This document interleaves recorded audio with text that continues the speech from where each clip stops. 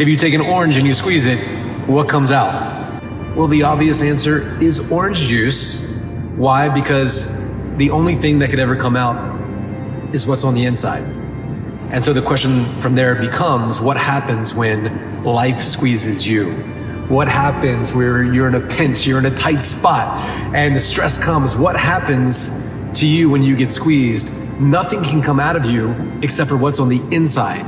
You'll recognize this, that we have an external posture and we have an internal posture. An external posture, some people say, oh, I want to be famous and I want to be special and I want to get attention. So you only want that because there's something inside of you that feels like it's not enough. And so we're trying to fill ourselves up. And a lot of people, their cup is like a little bit empty, where they're trying to fill themselves up from the outside world with approval, control, security. They want something to fill themselves up because there's an emptiness on the inside. And so you've really got to strengthen that internal core. You got to strengthen your identity. You got to strengthen what's on the inside, because you are going to be squeezed. And all of us have had some bad stuff inside of us. And by bad, I don't really mean bad like you're a bad person or there's bad stuff.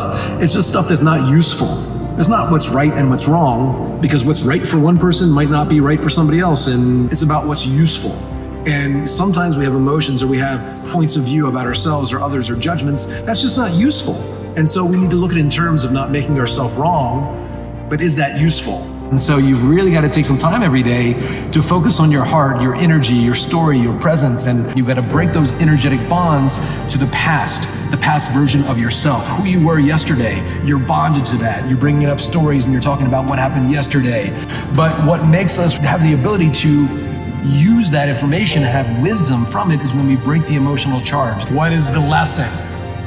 How do we integrate the lesson into our life in a way that's useful?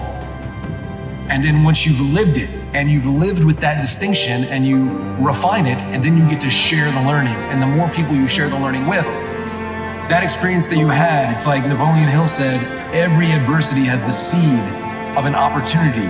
There's an opportunity for growth and awesomeness in every seed of adversity, but it's just a seed.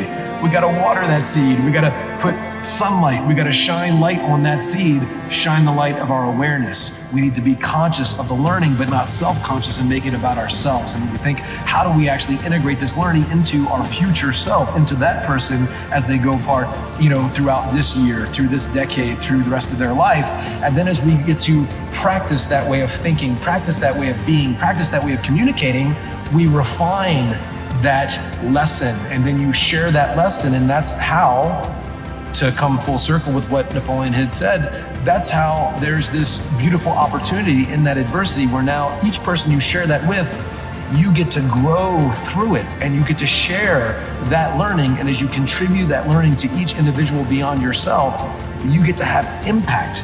And oh my God, it's like when you have impact and you know that because that happened to you, you've grown through it, you've become stronger, and now you contribute. And each person that you contribute to, that energy, that gratitude comes back to you. It's like an amazing force that comes back to you, and people start saying, wow, because you said that, because you went through all that, you changed my life.